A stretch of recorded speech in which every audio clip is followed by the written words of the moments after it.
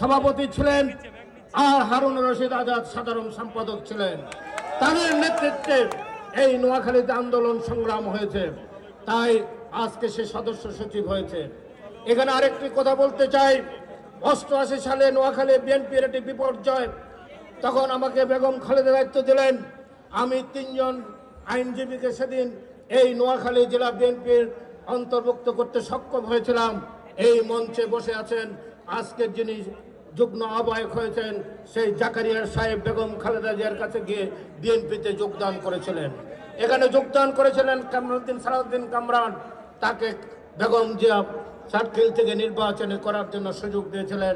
আরেকজন অ্যাডভোকেট জাকির, সে কোম্পানিগঞ্জ থেকে, তাকেও মনোনয়ন দিয়েছিল। তাই বলতে চাই, আজকে আমি বক্তব্য রাখবো না, আমি শুধু ডক্টর ইউনূস সাহেব আপনার উদ্দেশ্যে দুটি কথা বলতে চাই। সেই কথাটি হলো, প্রধান অতিথি সম্পর্কে আমি কোনো সম্বোধন করব না, কারণ তাই আজকে আমির খুসরো মাহমুদ চৌধুরী বিএনপির রাজনীতিতে নিজেই নিজে একটি প্রতিষ্ঠানে পরিণত হয়েছেন।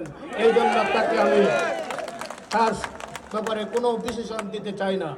আমি বলতে চাই, আজকে ডক্টর ইউনূস সাহেব, আপনি যখন দুর্দিনে পড়েছেন, আপনি যখন নোবেল প্রাইজ নিয়ে এসেছেন, হাসিনা আপনাকে অভ্যর্থনা দেন নাই, আপনাকে কোনো অভিবাদন জানায় নাই।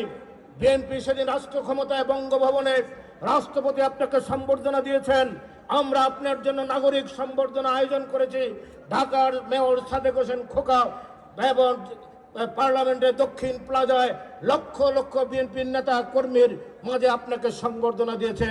আমার বাসায় সে ছবিটি আছে, আপনি মাঝখানে বসে আছেন, আপনার ডান পাশে আমি আছি, সাদেক হোসেন খোকা আছে, মান্নান ভিয়া আছে। সেদিন আপনাকে আমরা নাগরিক সম্বর্ধনা দিয়েছিলাম।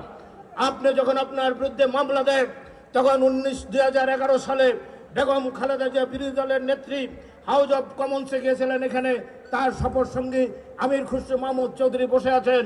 সেই হাউস অব কমন্সে বেগম খালেদা জিয়া আপনার পক্ষে, সারা বিশ্ববাসীকে আপনার সপক্ষে সেদিন আপনার পক্ষে কথা বলেছেন, বিশ্ববাসীকে জাগ্রত করেছেন।